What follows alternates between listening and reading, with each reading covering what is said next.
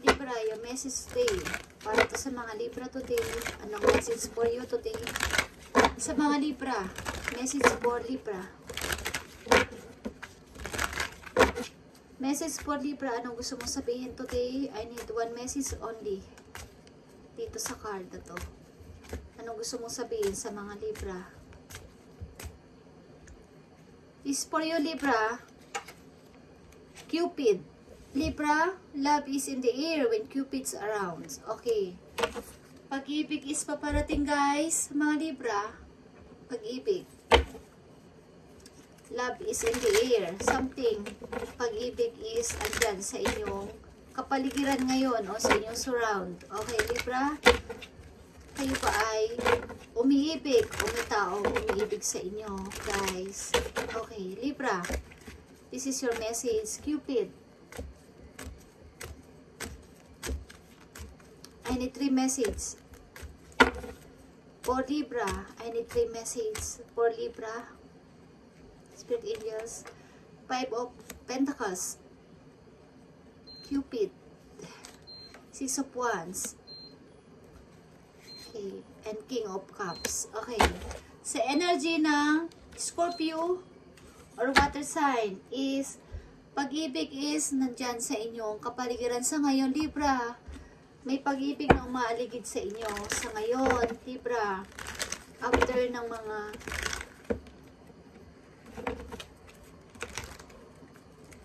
something hirap and nagkaroon kayo ng freedom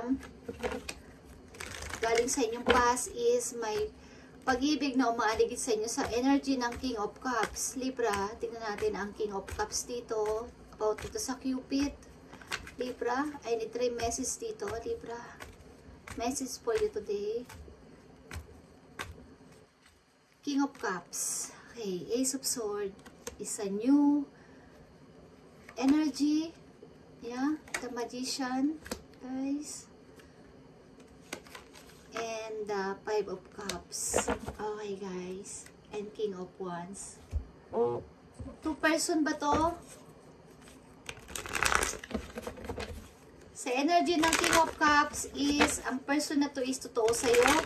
Something na nakatingin siya ngayon sa bright side para sa isang relation na tungkol kay Libra. Okay. Something na may gusto siyang i-reveal sa mga kamag-anak niya o sa kanyang mga kakilala na mayroon siyang bagong pag-ibig. Mayroon siyang bagong pag-ibig. Okay. May gusto siyang sabihin sa mga kamag-anak niya. Gusto niyang i-reveal na tama na itong pagsisisi ko and mayroon akong bagong pag-ibig sa ngayon at ito ay si Libra. Okay. Ito ay si Libra, King of Pentacles. Okay. Seryoso ako dito and bagamat hindi pa ito seryoso at hindi ko pa ito maaaring nasasabi kay Libra is si Libra ang gusto ko. Okay. Energy ng Scorpio and Capricorn is here. Okay. Bagamat hindi pa siya seryoso o hindi niya sure na tatanggapin mo ang pag-ibig niya is gusto niya itong sabihin sa kahit kanino na si Libra ang gusto ko. Yeah, siya ang happiness ko. Okay, it's time. Siya ang happiness ko at seryoso ako sa kanya. King of Swords. Okay. Tingnan natin, guys.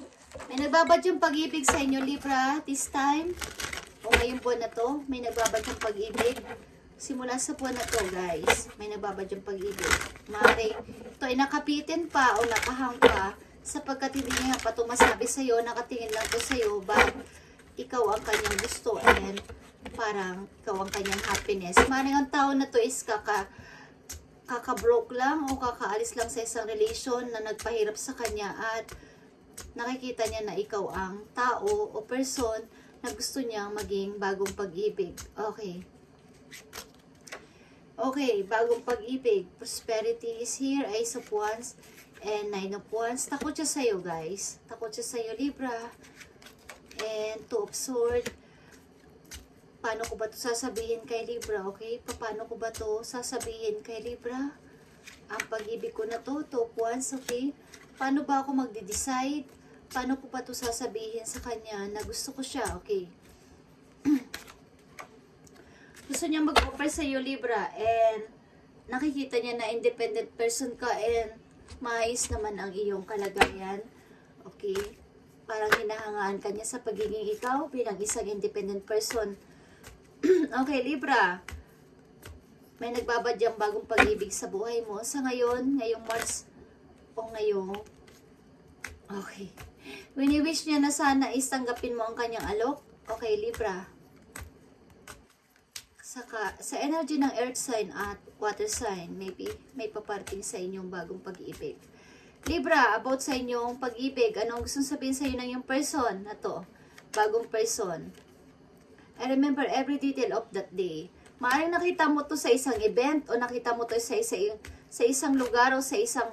Paaring mabilisan lang na nakita mo ang person na to at nare-remember niya ang tungkol sa iyo, nare-remember niya ang iyong looks, ang iyong pagka-charming, Libra, at ang taon na to is hindi ka makalimutan. I will wait for a sign from you. Okay, naghihintay siya ng sign from you. I am grateful for a spiritual lesson. Okay. And I am afraid to contact you. Okay. Natatakot siyang i-contact ka o natatakot siya na maging close sa'yo. I'm not.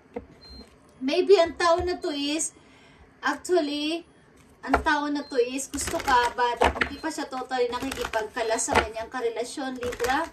At gustong-gusto ka na niya. I remember the title of that day. Okay. And nihintay niya ang sign from you. And marami na siyang natutunan. Marami na siyang lesson natutunan about sa kanyang sarili. And natatakot siya na makipag-close sa'yo because hindi pa siya available hindi pa siya available ngayon. Okay, but gusto na niyang maybe makipagkalas sa kanyang karelasyon. And iisip ka niya. Sometimes I stay awake thinking about you, Libra, and I look for you everywhere. Iniisto ka ng person na to, Libra, and I left you before you could. Parang gusto na niyang sabihin na hindi pa man ako nagpo-propose, hindi pa man ako nag-o-offer, is parang takot ako sa iyo, Libra. Okay, I need message for Libra dito sa situation nila. Cupid. I need message. Moon energy is here, guys. Surrender to the natural ebb and flow of life. If you're feeling confused, this fairy comes to calm emotions and reassure you that peace of mind is possible. Okay, kung kayo ay nakakaranas ng parang out of balance or walang masyadong peace of mind sa inyong sarili, sa ngayon, Libra, is isurrender ninyo sa moon ang inyong pakiramdam at bibigyan kayo ng parang calm emotions, okay, and reassure that your peace of mind is possible. Okay, maaaring madidiling kayo sa water sign, Scorpio, Pisces, Cancer, Libra.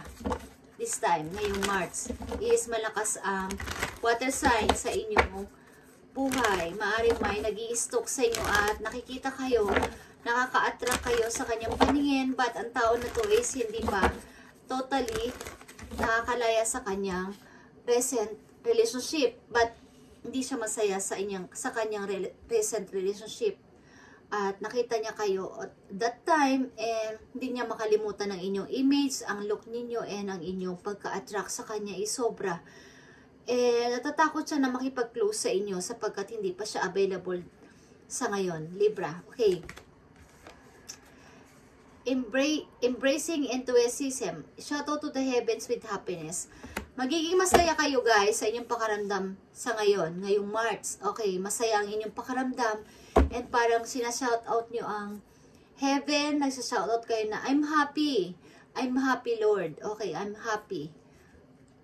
Maraming magandang nangyayari sa buhay ko sa ngayon. Okay, and yeah, guys, first light is here, Libra, beginning a new cycle. Maring bagong pag-ibig talaga is paparating sa inyo, guys, and finding sanctuary, opening to your spiritual source. Maaring mas patatagin nyo pa ang inyong spiritual relationship kay God. Okay, mas palaguin nyo pa at mas lalo pa kayo magiging okay. Guys, ito inyong message today, Libra, and mayroon sa inyong meron kayong admirer. Okay. Secret admirer, guys. At nakikita niya ang kagandahan at pagiging isa ninyong mabuting puso, masayahin na person, At ang tao na to is, gusto ka niya, minamanifest ka ng tao na to at nakatingin lang siya sa'yo sa malayo. Ang tao na to may pera, Libra. Nakahangman to, hindi pa man to nagpo-propose sa inyo, nagsasabi because hindi sa available sa ngayon, but gusto ka niya. Ang kanyang relation sa kanyang recent is nakahang. Something na gusto na niya itong pakawalan. Nang makita niya kayo is totally talaga na-attract siya sa inyo, Libra, and maaaring ini-stalk ka ng person na to. Okay. Sa ngayon is may tao nag-a-admire sa inyo at nag-i-stalk, Libra. Okay. Inahangaan nila kayo sa inyong pag-iisang masayahin at may freedom. Okay. Ang tao na to is hindi pa available. Okay. But gusto niya kayo, Libra.